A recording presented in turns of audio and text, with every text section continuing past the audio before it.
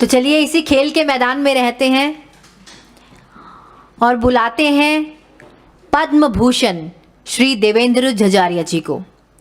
इनके विषय में मैं आपको कुछ बताना चाहूँगी।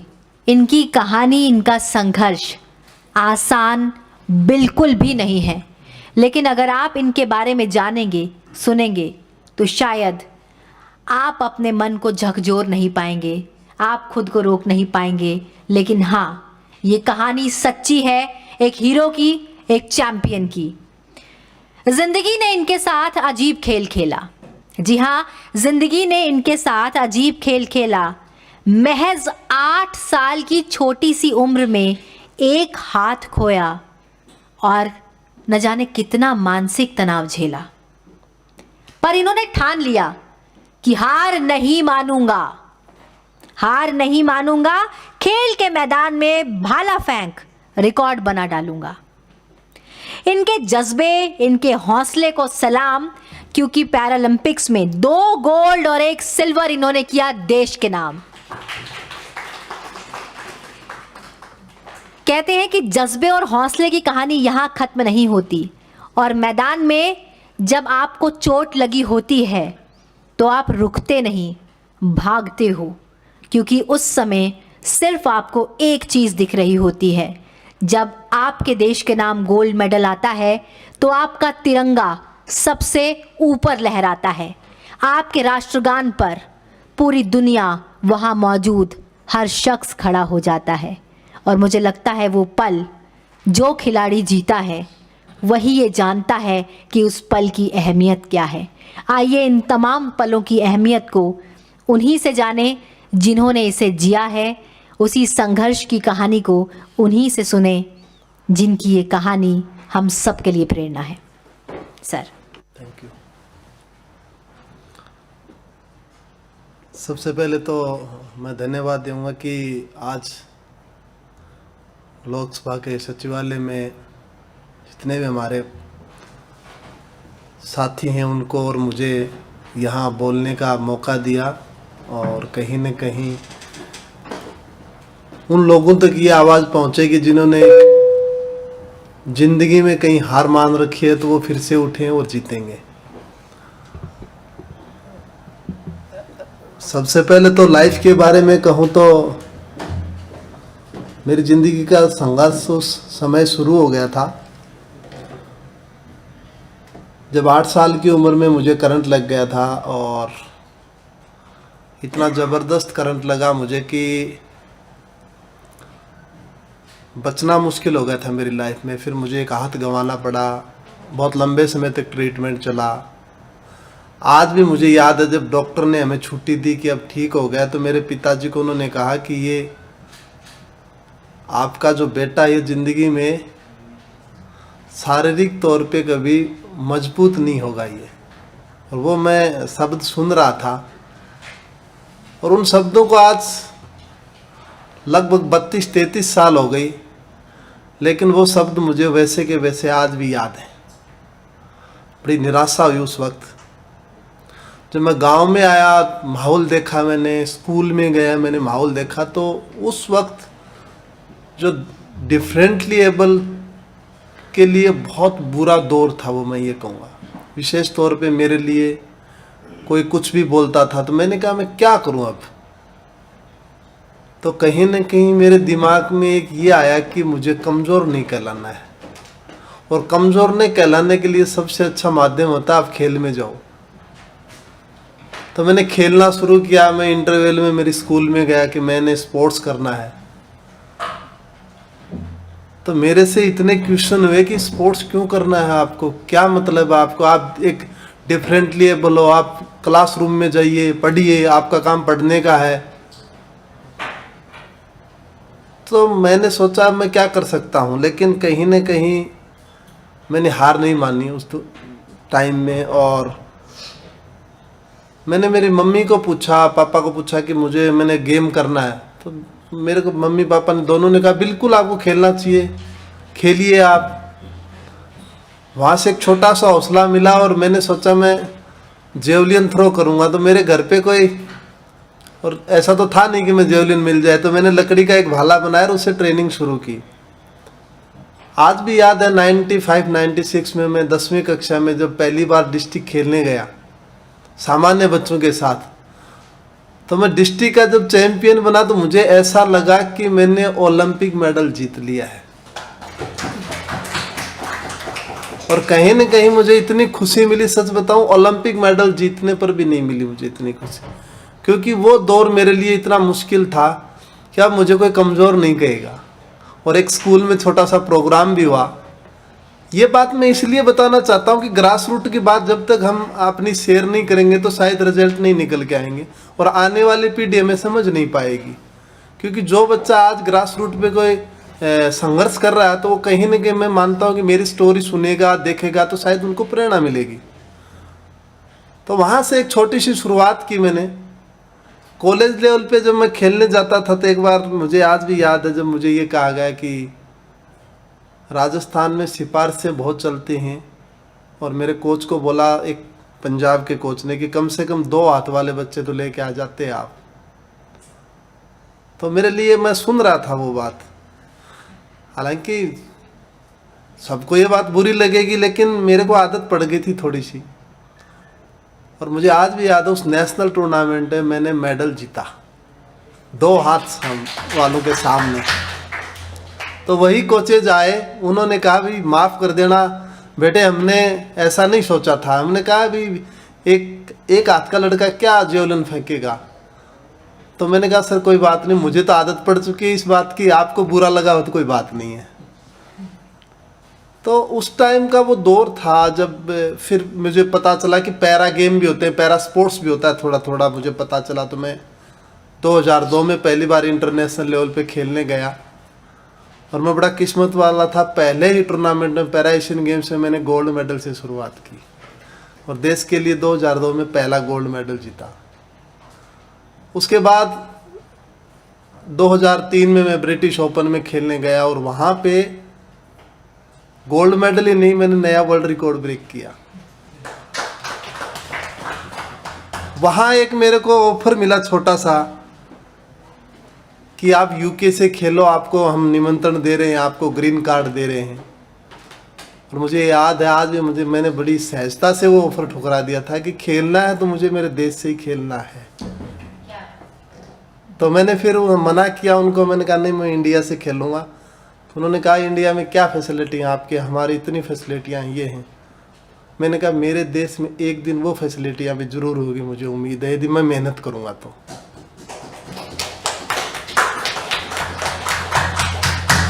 तो फिर 2004 एथेंस पैरा ओलंपिक में मुझे जाना था, मेरा सिलेक्शन हो गया।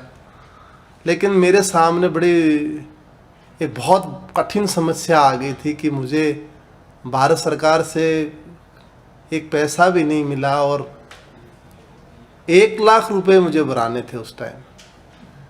तो मेरे पिताजी किसान, वो कहाँ से लाए, लेकिन उन्होंने जैसे तैसे करके वो मैनेज किए और 1 लाख रुपए मैंने जमा कराने के बाद में, क्योंकि वो टिकटों के पैसे लगे, कुछ किट के पैसे लगे, इस टाइप से, और मैंने उसमें एथेंस पैरा ओलंपिक खेलों में गोल्ड मेडल ही नहीं वर्ल्ड रिकॉर्ड ब्रेक किया और भारत को स्वर्ण पदक दिलाया। आज भी मुझे याद है जब उस टाइम में गया था तो मेरे साथ कोच तो जा नहीं पाया, क्योंकि मेरे तो खुद के पैसे जमा कराने के लिए नहीं थे मेरे पास, कोच कहाँ से जाएगा। तो मेरे जो फाइट में थे मेन कंपटीटर थे वो चाइनीज थे। तो मैंने एक मेरे साथ गए हुए थे, उनसे पूछा, मैंने कहा भाई चाइनीज एथलीट है, इसके साथ ये 3 और कौन है। तो उन्होंने बताया कि देवेंद्र एक इसका फिजियो है, एक इसका ट्रेनर है और एक इसका कोच है। तो मैंने कहा ऐसे फिजियो ट्रेनर ये भी मिलते हैं, हमें तो पता ही नहीं था। बोल बिल्कुल इनको ये सुविधाएं हैं। तो उसके बाद जैसे मैं 2004 के बाद 2006 में एशियन पैरा गेम्स में मैंने गोल्ड मेडल लिया, उसके बाद लगातार मैं मेडल जीतता रहा। लेकिन मेरी लाइफ में मैंने अलग अलग दौर देखे। मुझे आज भी याद है जब मैं 2016 में ट्रेनिंग कर रहा था रियो पैरा ओलंपिक खेलों की, तब माननीय प्रधानमंत्री नरेंद्र मोदी जी ने एक बात बोली थी कि ये लोग विकलांग नहीं, ये लोग दिव्यांग हैं। आज भी मुझे याद है वो शब्द उनके। और उस दिन मुझे एक महसूस हुआ कि रियली निःशक्त जनों के लिए या दिव्यांग जनों के लिए मुझे उम्मीद बंधी कि माननीय प्रधानमंत्री जी ये काम करेंगे हमारे लिए। तो काफ़ी चर्चाएं हुई, बहुत से लोगों के मेरे पास मैसेज भी आए, मेरे दिव्यांगजन थे, फ्रेंड थे जो। लेकिन 16 में जब मैं रियो पैरालंपिक में खेलने गया और फिर मैंने 12 साल पुराना जो मेरे नाम एथेंस पैरालंपिक में मैंने वर्ल्ड रिकॉर्ड ब्रेक किया था, वही 12 साल बाद में 2016 में रियो पैरालंपिक में मैंने वर्ल्ड रिकॉर्ड भी ब्रेक किया और गोल्ड मेडल भी जीता। तब एक हमारा बहुत शानदार इंडिया में आने पे माननीय प्रधानमंत्री जी ने स्वागत भी किया, और आपने सुना होगा मन की बात में भी उन्होंने चर्चाएं की। तो कहीं न कहीं जीतने के बाद कहा कि भाई देवेंद्र ने 12 साल बाद में फिर से मेडल जीता है, बहुत बड़ी बात है, शरीर की अवस्थाएं चेंज हो जाती हैं। उन्होंने बड़ा विस्तार में बताया, और वहाँ उन्होंने एक बात कही कि कहीं कोई दिक्कत नहीं आने देंगे। मैं 16 में जब मिला उनसे तो उन्होंने कहा कोई दिक्कत नहीं आने देंगे आपको किसी भी प्रकार की। तो मैंने एक छोटी सी रिक्वेस्ट भी की, मैंने कहा सर ऐसा एक हॉस्टल खोला जाए पैरा खिलाड़ियों के लिए, ताकि वो सिर्फ पैरा खिलाड़ियों के लिए हो, एक्सेसिबल हो उनके लिए। तो उन्होंने कहा कि बिल्कुल खोला जाएगा। आप कहाँ ट्रेनिंग करते हो? मैंने कहा मैं गांधीनगर गुजरात में ट्रेनिंग करता हूँ। तो गांधीनगर गुजरात में वो हॉस्टल खोल दिया और वहाँ बच्चे अब जीत रहे हैं, मेडल ले रहे हैं।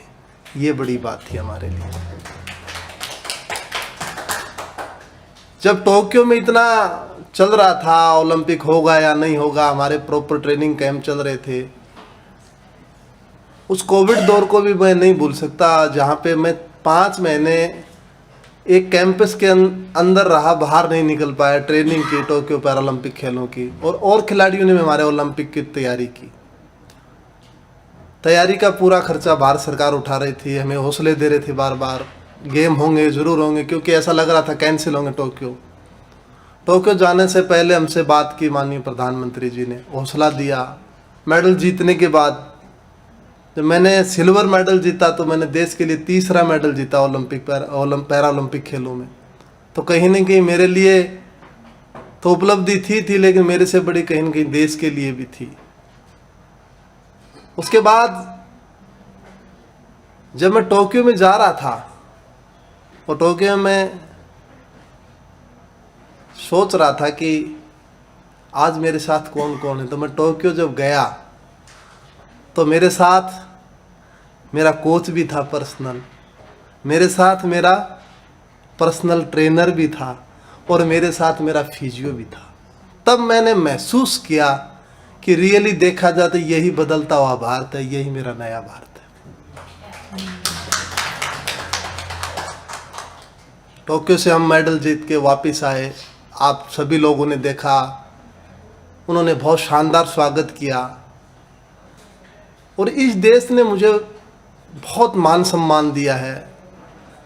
अर्जुन पुरस्कार मुझे 2005 में मिला, पद्मश्री 2012 में मिला, मेजर ध्यानचंद खेल रत्न जो पहली बार डिफरेंटली एबल को पहली बार भारत सरकार ने मुझे दिया। तो मेरा सौभाग्य है ये कि कहीं न कहीं डिफरेंटली एबल लोगों को बहुत आगे बढ़ाया है।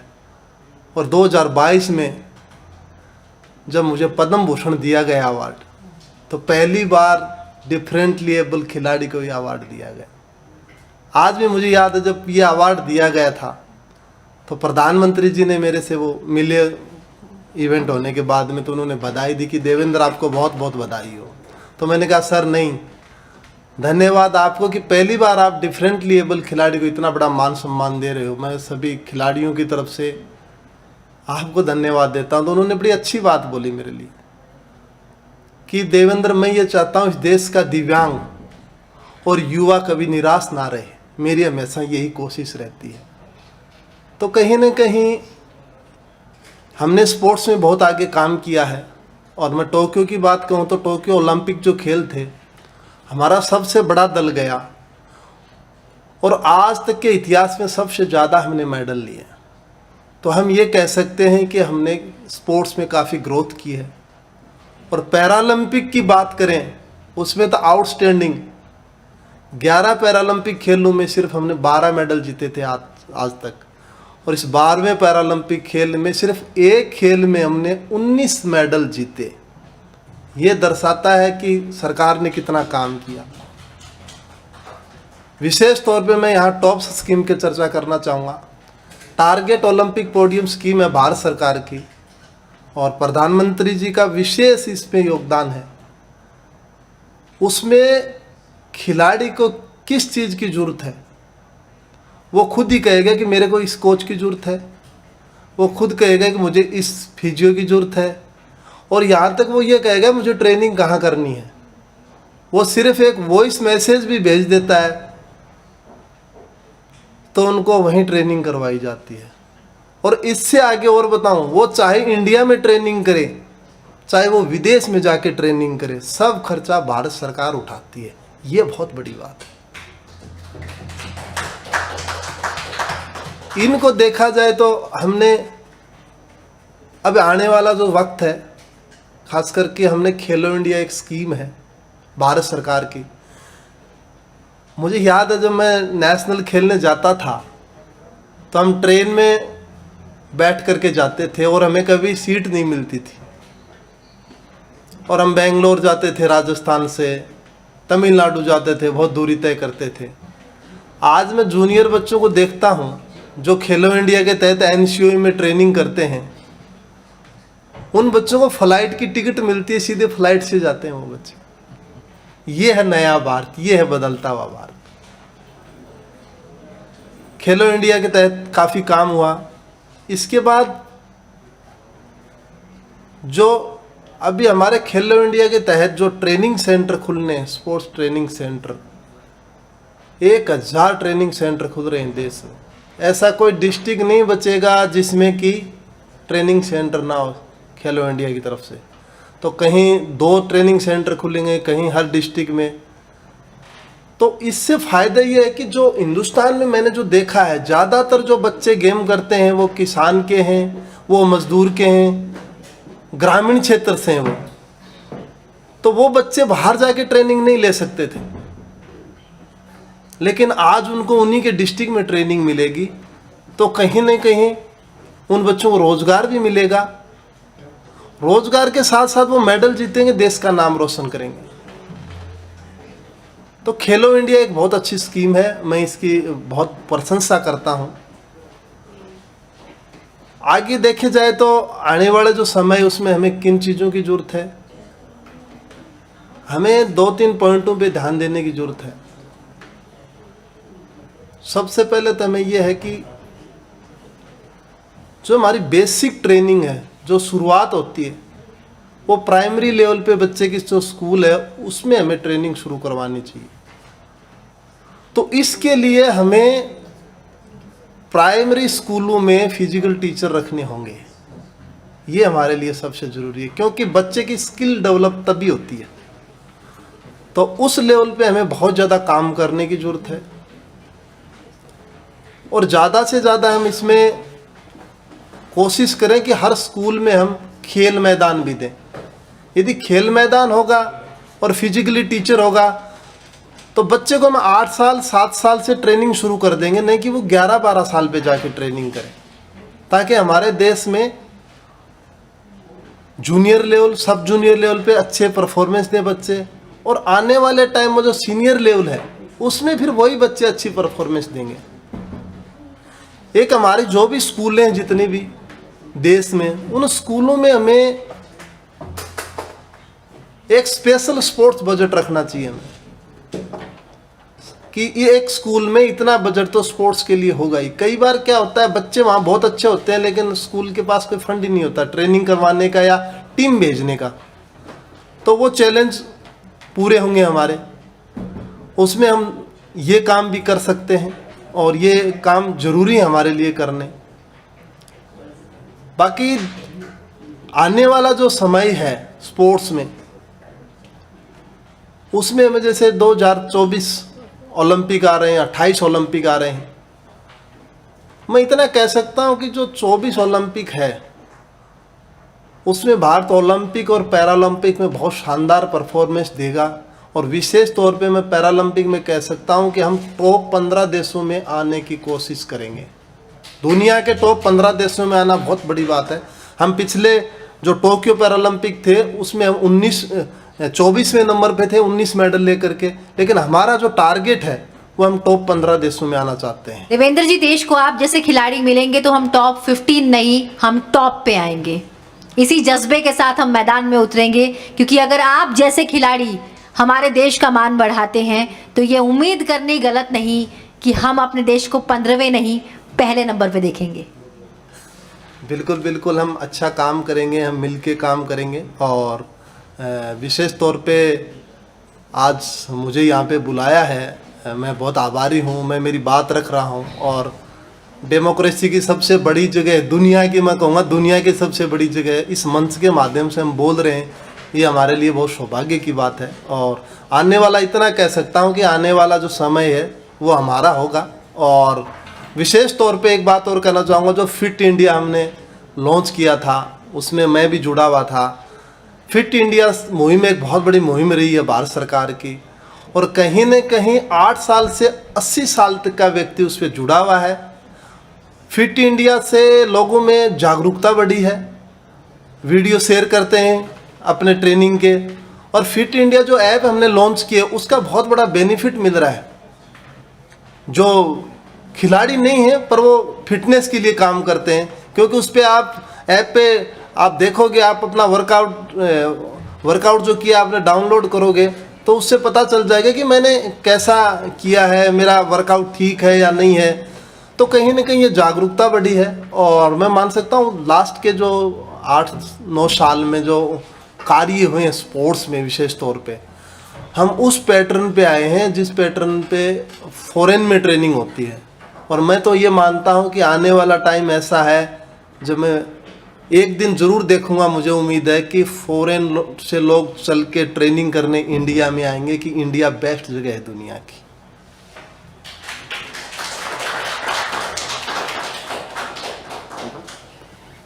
बहुत बहुत धन्यवाद देवेंद्र जी। ज़रूर आपके इन सपनों को तमाम खिलाड़ी ज़रूर साकार करेंगे। और मुझे लगता है कि ये जो प्रेरणा भरे शब्द आपने जो अपने जीवन की कहानी हमसे साझा की है, जितने लोगों ने सुनी है वो प्रेरित ज़रूर हुए हैं। लेकिन देश का युवा, भारत का युवा एक ही सपना रखता है कि वो अपने देश के लिए मेडल लाएगा, अपने देश का नाम, अपने देश का मान बढ़ाएगा। और आपके ये शब्द उसे ज़रूर प्रोत्साहित करेंगे कि वो अपने जीवन में आगे बढ़े और मैदान में फतेह ज़रूर हासिल करे। बढ़ते हैं आगे।